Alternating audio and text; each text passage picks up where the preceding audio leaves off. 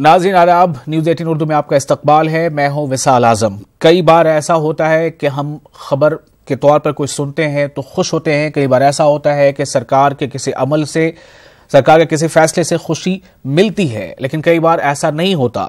कई बार ऐसा भी होता है कि हम अपनी उम्मीदें, यानी जो आवाम है अपनी उम्मीदें अदालत पर टिका देती है कि अदालत से कुछ ऐसा फैसला आएगा, कुछ हुक्मनामा आएगा जिसके बाद जो चीजें सही नहीं है वो सही होंगी। हम बात दरअसल कर रहे हैं झारखंड की। झारखंड हज कमेटी न सिर्फ हाईकोर्ट की खिलाफ वर्जी कर रही है, बल्कि कमेटी के चेयरमैन रिजवान खान हज उमूर से जुड़े फैसले भी ले रहे हैं। ऐसा इसलिए कहा जा रहा है कि कांग्रेस रुकन असेंबली डॉक्टर इरफान अंसारी ने झारखंड हज कमेटी के जरिए खादिमुल हुज्जाज और हज कोऑर्डिनेटर के नामों के इंतखाब किए जाने पर नाराजगी का इजहार किया है। वाज़ेह है कि 13 दिसंबर को झारखंड हाईकोर्ट ने हज कमेटी की तश्कील में ज़वाबित की खिलाफ वर्जी को दुरुस्त करार देते हुए कमेटी को अज सरेनौ तश्कील देने का हुक्म दिया था। फिर से सुनिए, 13 दिसंबर को झारखंड हाईकोर्ट ने जो कमेटी की तश्कील हुई है वहां मौजूदा कमेटी की, उसके उसूल ज़वाबित में कुछ गलतियां रह गई थी, जो ठीक ढंग से नहीं हुआ था। उसके तमाम कानूनों को और की पासदारी नहीं की गई थी और इसलिए इसकी खिलाफवर्जी को दुरुस्त करार देते हुए कमेटी को असरनौ तश्कील देने का हुक्म दिया था कि कमेटी फिर से नए सिरे से तश्कील दी जाए। बावजूद इसके रिजवान खान हज कमेटी के चेयरमैन के ओहदे पर फायज हैं और हज के ताल्लुक से फैसले भी ले रहे हैं। ताहम इस मामले में वजीर शहरी तरक्यात CP सिंह ने इस ताल्लुक से जल्द ही कदम उठाने की यकीन दहानी कराई है। वहीं वजीर फलाह डॉक्टर लुइस मरांडी ने हज कमेटी के जरिए फैसले लिए जाने पर लाइल्मी का इजहार किया है। और साथ ही दूसरी जानिब मुस्लिम दानिश्वर और झारखंड हुकूमत के जरिए हाईकोर्ट के अहकामात की खुलेआम खिलाफवर्जी पर तशवीश का इजहार कर रहे हैं। दानिश्वरों के मुताबिक जब हज कमेटी की तश्कील में मरकजी वजारत अक़लियती उमूर ने ज़वाबित की खिलाफवर्जी की है तो हाईकोर्ट के हुक्म के बाद वजारत को अपनी गलती फौरी तौर पर सुधार लेनी चाहिए, न कि ऐसे लोगों के हाथों में हज कमेटी की बागडोर सौंपी जानी चाहिए जिन्हें हाईकोर्ट कबूल नहीं करता। संविधान के मैंने कहा, जब कोर्ट का बात आप नहीं मानेगा, अब कैसे चला रहे हैं कमेटी, कैसे आप नियम पास कर रहे हैं, कैसे आदेश आप दे रहे हैं? तो ये गैर कानूनी है। निश्चित तौर पर कोर्ट ऑफ कंडक्ट का मामला ऐसे लोगों पर बनता है। इसको हम लोग सदन में भी लाने जा रहे हैं और मैं कहूँगा कि जो कोर्ट का जो आदेश है सब लोगों को मानना चाहिए। देखिए, माननीय उच्च न्यायालय द्वारा हज कमेटी के ऊपर जो भी न्याय निर्णय दिया है, सरकार उस न्याय निर्णय का समादर करते हुए और उसी के अनुरूप जो निर्देश और न्याय दिए गए हैं उसी के अनुसार कार्रवाई करेगी और इस दिशा में सरकार काम कर भी रही है। पुराने कमेटी डिसीजन ले रही है, ये मेरे संज्ञान में अभी नहीं है, आपके माध्यम से मेरे संज्ञान में आया है। जहाँ तक कोर्ट का आदेश है नए हज कमेटी फॉर्म करने का, वो अंडर प्रोसेस है, वो बहुत जल्दी हो जाएगा। तो आपने सुना दो वज़रा झारखंड सरकार में CP सिंह जो वजीर हैं, वजीर तरक्यात, और साथ ही लुइस मरांडी और जो वजीर फलाह बहबूद हैं, और इनके अंदर ही अल्पसंख्यक जो वजारत है वो भी आता है। तो लुइस मरांडी तो ये कह रही हैं कि इन्हें पता ही नहीं है कि जो कमेटी पहले से तय है और जिस कमेटी के बारे में हाईकोर्ट की टिप्पणी, यानी हाईकोर्ट का डायरेक्टिव आया है कि उस कमेटी को बर्खास्त किया जाना चाहिए और नई कमेटी की तश्कील की जानी चाहिए। तो लुइस मरांडी कहना है कि नई कमेटी तश्कील नहीं दी गई है, पुरानी कमेटी फैसले ले रही है, इस बारे में उन्हें जानकारी नहीं है। अब सवाल ये पैदा होता है कि उनको जानकारी पहुंचाएगा कौन? क्या उसका कोई बेहतर कोई निजाम है कि उनको जानकारी, किसी खास की जिम्मेदारी को जानकारी वहां तक पहुंचाई जाए? बहरहाल पत्रकारों ने, मीडिया के लोगों ने अपना काम किया, उन तक जानकारी पहुंचाई। अब आगे क्या होना होता है? हमारे साथ दो खास इस वक्त मेहमान जुड़ रहे हैं। शमीम अली हमारे साथ मौजूद हैं जो सोशल एक्टिविस्ट हैं, कई ऐसे मुद्दों को लगातार उठाते रहते हैं, और साथ ही हमारे साथ रिजवान खान भी जुड़ रहे हैं जो चेयरमैन है हज कमेटी के। मौजूदा जो कमेटी है जिसके बारे में हाईकोर्ट की टिप्पणी थी, उस कमेटी के चेयरमैन रिजवान खान साहब भी हमारे साथ मौजूद हैं और शमीम अली भी। शमीम, सबसे पहले आपके पास आ रहा हूं, आपने इस बारे में पिटीशन दिया था, क्यों दिया था, क्या वजह थी? हज अधिनियम 2002 में स्पष्ट है कि हज कमेटी किस प्रकार सरकार बनाएगी, और सरकार के द्वारा जो अधिसूचना जारी किया गया था हज कमेटी बनाने के लिए, उसमें जो है क्राइटेरिया और कोटे का अनुपालन नहीं किया गया। किस सदस्य को, मेंबर को किस कोटे में नियुक्त किया गया है ये क्लियर नहीं था। और यही नहीं, उसमें कई ऐसे लोग थे जो गलत कागजात और फर्जी तरीके से सदस्य बन गए थे जी। तो इसको हम लोगों ने माननीय उच्च न्यायालय में जो हज अधिनियम 2 का सेक्शन 18 है उसके तहत चैलेंज किया, रिट किया, और माननीय उच्च न्यायालय ने इस पर 2 बार सुनवाई की जी। और दोनों बार सरकार से जो है इस पर जो है एफिडेविट दायर करके जवाब दाखिल करने को कहा गया। और माननीय उच्च न्यायालय में जो है सरकार के जो महाधिवक्ता हैं अजीत कुमार, वो खुद हाजिर हुए तीसरी सुनवाई पर और उन्होंने स्वीकार किया कि हज अधिनियम 2002 का पालन नहीं हुआ है और सरकार जो है गलत तरीके से हज कमेटी का गठन की है, हम इसको पुनर्गठन करेंगे। इसको सुनने के बाद जो है माननीय उच्च न्यायालय के जो जज थे उन्होंने कहा कि ठीक है, आप इसको जल्द से जल्द पुनर्गठन कर दें, ठीक है, लेकिन अब तक जो है पुनर्गठन का काम शुरू नहीं किया गया।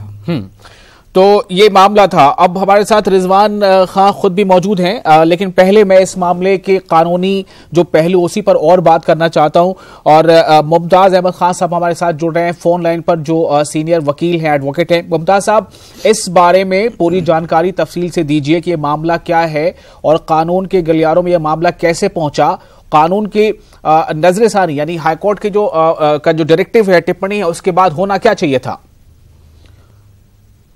बात ऐसा है कि सरकार कानून को मान ही नहीं रही है, कानून के खिलाफ काम कर रही है। जब हाई कोर्ट में रिट पिटीशन फाइल हुआ जी। और रिट पिटीशन WPC 3462/2018 में जस्टिस राजेश शंकर ने ऑर्डर दिया, उस ऑर्डर में बिल्कुल क्लियर कट लिखा हुआ ये है कि AG Ajit Kumar present before the court and submitted that state government shall reconstitute Haj committee. Yes. And he also submitted on the instruction of the government of Jharkhand. जब अजीत कुमार कोर्ट में मौजूद हो करके ड्यूरिंग आर्गुमेंट ये बात करते हैं कि झारखंड स्टेट गवर्नमेंट के इंस्ट्रक्शन पर मैं ये कह रहा हूं कि स्टेट गवर्नमेंट शैल रिकंस्टिट्यूट हज कमेटी। शैल के मतलब होता है कि करना है, बाध्यता है, उसकी जिम्मेदारी है कि ही हैज टू फुलफिल जी।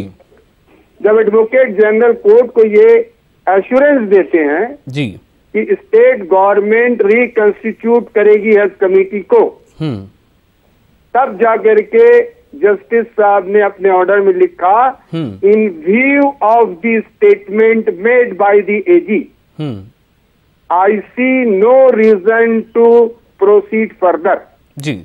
जब गवर्नमेंट ये बात कोर्ट के कटघरे में खड़ा होकर के कह रही है कि मैं रिकंस्टिट्यूट करने जा रहा हूं हज कमेटी को, तो कोर्ट के पास कोई ऑप्शन नहीं है कि सरकार के बात पर नहीं माने, सरकार का जो एफिडेविट ऐसा हो नहीं सकता है। तब कोर्ट एडवोकेट जनरल के ही सबमिशन पे कोर्ट ने लिखा कि साहब आप इसको रिकंस्टिट्यूट कीजिए और उसमें स्पेसिफिक डायरेक्शन था कि state government shall do the needful without any undue delay जी, विदाउट एनी डिले। लेकिन कोई टाइम बाउंड नहीं था, विदाउट एनी डिले का वर्ड है। एक मिनट ये वर्ड जो है बहुत इफेक्टिव, इसको गौर कीजिए जी। Without any undue delay, okay, मतलब किसी प्रकार का समय गवाए बिना, मतलब ठीक है। मुमताज साहब आप बने रहे हमारे साथ, मैं फिर आपके पास आऊंगा आप सवाल लेकर। रिजवान खां के पास चलते हैं जो मौजूदा हज कमेटी है उसके चेयरमैन हैं। रिजवान खान साहब, आप क्या कहेंगे इस बारे में?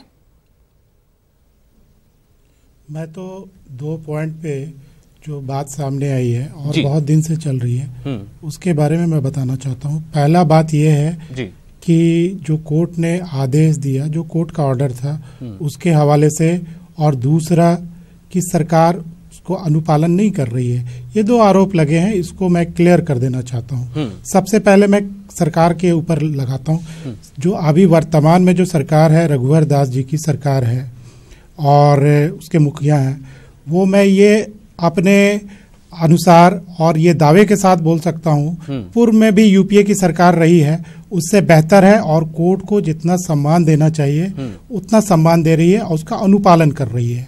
सर, मैंने आपसे सरकार के ऊपर कोई टिप्पणी नहीं पूछी है। मैंने ये आपसे नहीं पूछा है कि सरकार अच्छी चल रही है, खराब चल रही है, पिछले सरकार से अच्छी है या खराब है। आप कोई ऐसे स्वतंत्र कोई एनालिस्ट नहीं है जो मुझे ये बताएंगे, या न मैंने आपसे पूछा है। मेरा सिर्फ सवाल ये है कि आप मौजूदा हज कमेटी के चेयरमैन हैं, उस हज कमेटी के जिसके बारे में हाईकोर्ट की टिप्पणी है कि इस कमेटी को जल्दी से जल्दी खत्म की जाए और नई कमेटी बनाई जाए। आप इस पे क्या कहेंगे, ये मुझे बताइए। अब इस टॉपिक पे मैं आता हूं। कोर्ट का जो आदेश है उसमें रिकंस्टिट्यूट करने की बात है जी। उसमें कहीं भी ये नहीं लिखा हुआ है कि जो वर्तमान में जो कमेटी है, एट प्रेजेंट कमेटी है, उसको भंग किया जाता है। ये कोई भी कोर्ट के आदेश में नहीं है। कोर्ट के सामने हमारे महाअधिवक्ता साहब ने जो हलफनामा दिया सरकार के द्वारा कि हम लोग ठीक है, त्रुटि है, उसको हम लोग दूर करेंगे, रिकंस्टिट्यूट करेंगे। लेकिन आज जो माहौल बना दिया गया है कि हज कमेटी भंग हो गई है। हज कमेटी के भंग करने के संबंध में किसी तरह का कोई भी डॉक्यूमेंटेशन नहीं है। तो जो हमारे पास पुराना नोटिफिकेशन है सरकार के द्वारा जी, जिसमें अध्यक्ष या मेंबर है उसको इम्प्लीमेंटेशन कर, जब दूसरा कोई भी नोटिफिकेशन आ जाएगा उसका हम लोग पालन करेंगे और सरकार उस दिशा में काम कर रही है। तो हमारे पास जो नोटिफिकेशन आएगा सरकार के द्वारा हम उसको पालन करेंगे। तो अभी कोई नोटिफिकेशन नहीं आया, उस पर क्रिया चल रही है। आपने अभी सुना सीपी सिंह साहब क्या कह रहे थे, आपने अभी सुना लुइस मरांडी क्या कह रही थी। उनका कहना है कि मुझे पता ही नहीं है कि जो मौजूदा कमेटी अभी जो है जिसको रिकॉन्स्टिट्यूट करने की, आप ही के लफ्जों को दोहरा रहा हूं, कहा गया है वही कमेटी फैसले ले रही। मुझे इस बारे में जानकारी नहीं है। इससे क्या लग रहा है आपको कि वो भी इस बारे में क्या, उनका भी ये मत है कि मुझे पता नहीं, पता होता तो मैं इसमें कुछ आगे बढ़ती। इसमें मैं कोई टिप्पणी नहीं करना चाहता। ठीक है, कौन क्या बोल रहे हैं। अच्छा, हमारे आदरणीय सीपी सिंह साहब क्या बोले और क्या बोले, मेरा जो नजरिया है, जो विभाग का नजरिया है और जो मैं काम कर रहा हूं, वो हकीकत जो बात है मैं उस सामने, ठीक है, उसको सामने रखना चाहता हूं। शमीम, आपके पास आ रहा हूं कि रिजवान खान साहब ने अपनी बात क्लियर की, उनका स्टैंड क्लियर है कि भाई मेरे को नोटिफिकेशन था, उसके हिसाब से मैं आगे बढ़ा, मुझे फिर से कोई जानकारी मिलेगी, नोटिफिकेशन आएगा, उसी हिसाब से मैं अपना अगला कदम उठाऊंगा। क्या शमीम आपको सीधे तौर पर हज कमेटी के चेयरमैन से कोई शिकायत है या फिर पूरी प्रक्रिया पर है? देखिए, हज कमेटी के चेयरमैन से मुझे कोई शिकायत तो नहीं है। मामला यहाँ पर यह है कि सरकार ने जो हज समिति का गठन किया है कमेटी का, उस पर मुझे चैलेंज था, मुझे आपत्ति था और मैंने उसको चैलेंज किया था माननीय न्यायालय में। और माननीय न्यायालय ने इस बात को समझा कि गलत तरीके से कमेटी का गठन हुआ है। जो मेंबर है अलग अलग कोटे से, अलग अलग क्राइटेरिया से जो मेंबर बनाए गए हैं वो सही नहीं है, वो नियम के खिलाफ हैं। उसको मैंने कहा था कि उसको भंग किया जाए, उसको हटाया जाए। माननीय उच्च न्यायालय में सरकार के जो महाधिवक्ता उन्होंने स्वीकार किया, खुद खड़ा होकर स्वीकार किया कि नियम के खिलाफ जो है, नियम विरुद्ध तरीके से हज समिति का गठन हुआ है। सरकार जो है पुनर्गठन करने को तैयार है, हम इसको कर लेंगे जल्द से जल्द। उसके बाद माननीय न्यायालय ने कहा कि ठीक है, आप इसको पुनर्गठन कर लीजिए।